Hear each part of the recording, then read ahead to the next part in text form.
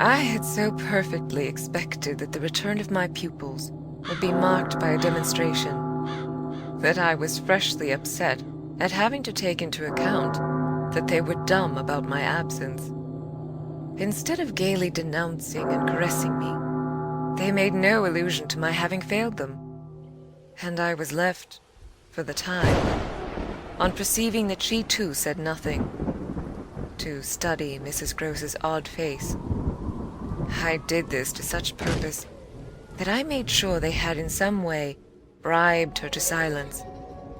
A silence that, however, I would engage to break down on the first private opportunity. This opportunity came before tea.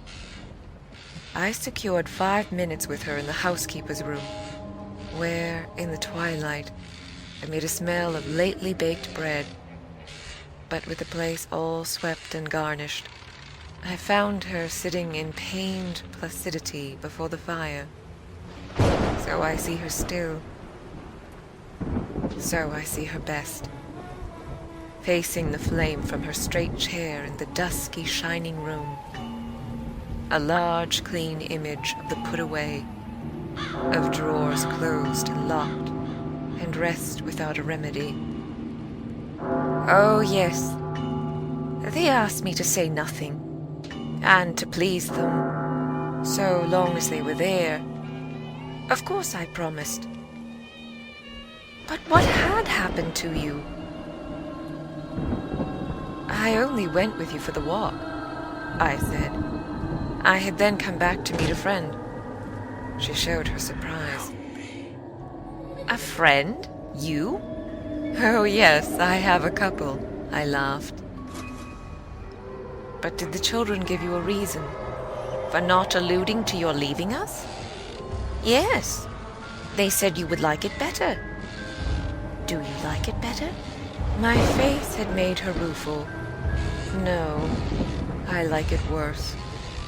But after an instant I added, did they say why I should like it better? No, Master Miles only said, we must do nothing but what she likes.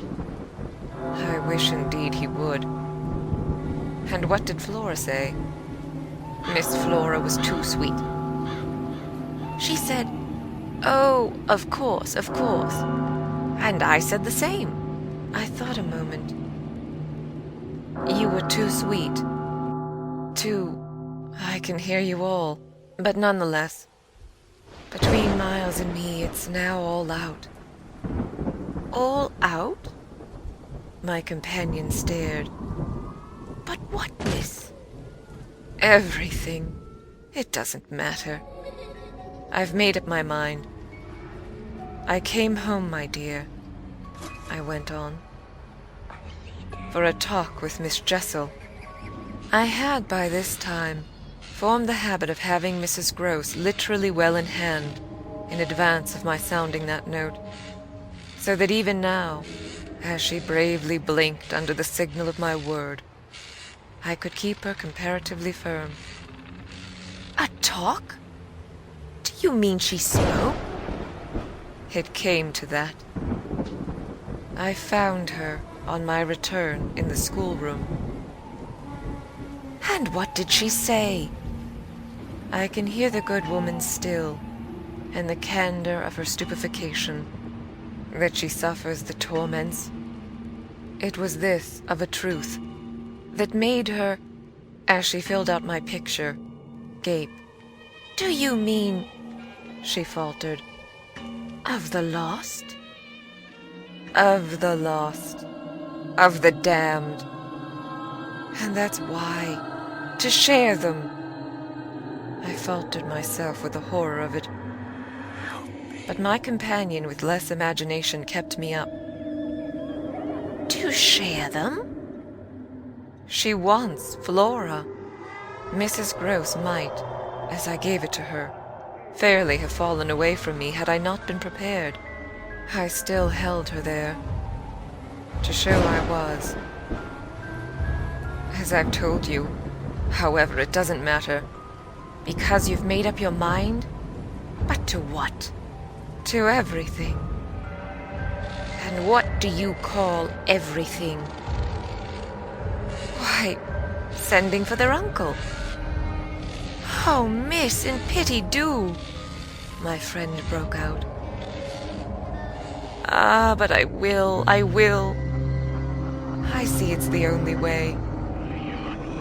What's out, as I told you, with Miles, is that if he thinks I'm afraid to, and has ideas of what he gains by that, he shall see he's mistaken.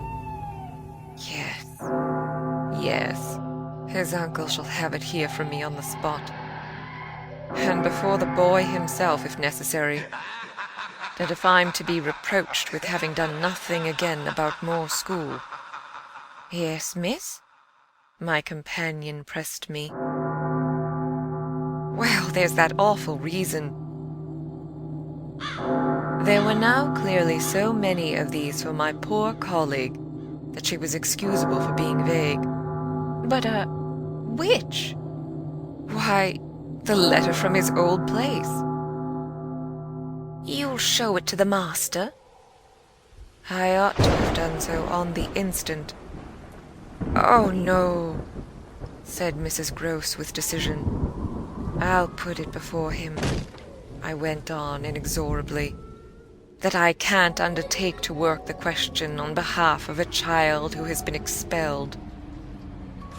But we've never in the least known what, Mrs. Gross declared. For wickedness. For what else? When he's so clever and beautiful and perfect. Is he stupid? Is he untidy? Is he infirm? Is he ill-natured? He's exquisite. So it can be only that. And that would open up the whole thing. After all, I said, it's their uncle's fault if he left here such people. He didn't really in the least know them. The fault's mine. She had turned quite pale. Well, you shan't suffer, I answered. The children shan't, she emphatically returned. I was silent a while. We looked at each other. Then what am I to tell him? You needn't tell him anything. I'll tell him. I measured this. Do you mean you'll write? Remembering she couldn't, I caught myself up. How do you communicate? I tell the bailiff. He writes. Then should you like him to write our story? My question had a sarcastic force that I had not fully intended, and it made her, after a moment, inconsequently break down. The tears were again in her eyes. Ah, miss, you write. Well, tonight, I at last answered, and on this we separated.